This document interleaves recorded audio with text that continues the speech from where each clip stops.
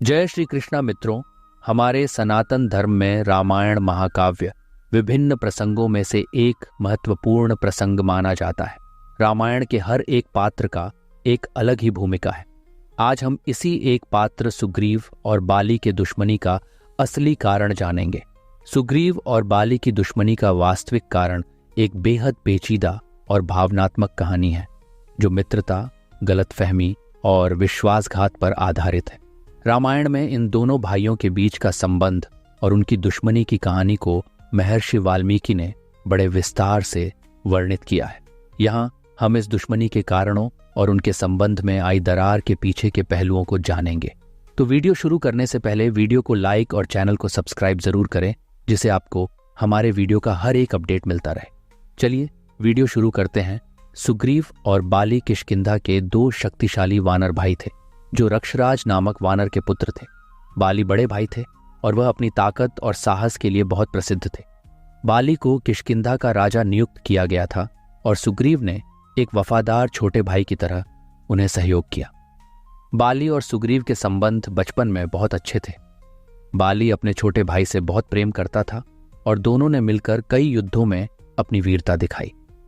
दुश्मनी का मुख्य कारण तब उत्पन्न हुआ जब एक मायावी नामक राक्षस ने किष्किंधा पर हमला किया। इस राक्षस ने बाली को चुनौती दी और बाली ने उसके साथ युद्ध करने का निर्णय लिया। बाली ने अपनी शक्ति और वीरता के साथ मायावी का पीछा किया। मायावी एक गुफा में जाकर छिप गया और बाली भी उसके पीछे पीछे गुफा में प्रवेश कर गया। बाली ने अपने भाई सुग्रीव को बाहर इंतजार करने को कहा ताकि वह अकेले ही राक्षस का सामना कर सके।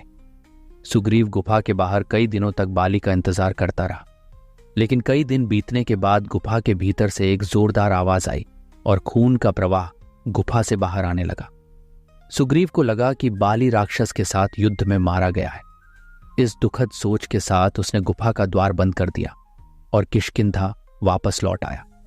राज्य के लोगों के आग्रह पर सुग्रीव ने किष्किंधा का राजपाट संभाल लिया, क्योंकि सभी को यह विश्वास हो गया था कि बाली अब जीवित नहीं है। कुछ समय बाद जब बाली उस गुफा से बाहर निकला और वापस किष्किंधा लौटा, तो बाली ने देखा कि सुग्रीव राजा बन चुका है और उसे लगा कि सुग्रीव ने मेरे साथ विश्वासघात किया है ताकि वह स्वयं राजा बन सके। ये बाली के लिए अपमानजनक और विश्वासघाती था। उसने समझा कि सुग्रीव ने जानबूझकर गुफा का द्वार बंद किया और उसकी मृत्यु का नाटक रचा ताकि वह किष्किंधा का राजा बन सके।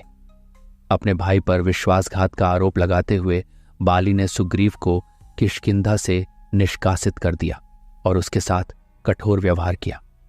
उसने सुग्रीव को इतना प्रताड़ित किया कि सुग्रीव को जंगल में भागना पड़ा और उसने ऋष्यमुख पर्वत पर आश्रय लिया, जहां बाली उसके पीछे नहीं जा सकता था, क्योंकि उसे एक अरश्शी के श्राप का भय था। इस तरह दोनों भाइयों के बीच की गहरी मित्रता दुश्मनी में बदल गई। इस दुश्मनी की जड़ में गलतफहमी, अविश्वास और अहंकार का बड़ा हाथ था।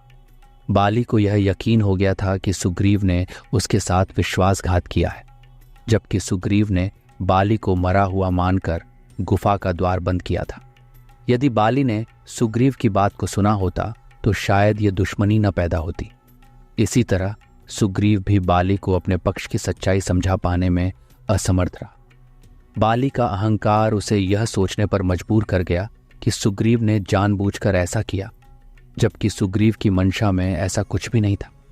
जब श्री राम सीता की खोज में ऋष्यमुख पर्वत पर पहुंचे तो सुग्रीव ने अपनी दुर्दशा उन्हें बताई और मदद की याचना की। राम ने सुग्रीव की मदद करने का वचन दिया और बदले में सुग्रीव ने सीता की खोज में उनकी मदद करने का संकल्प लिया। राम ने सुग्रीव का समर्थन करते हुए बाली को पराजित करने का निश्चय किया, ताकि सुग्रीव को उसका अधिकार वापस दिलाया जा सके। राम के सहयोग से सुग्रीव ने बाली का सामना किया।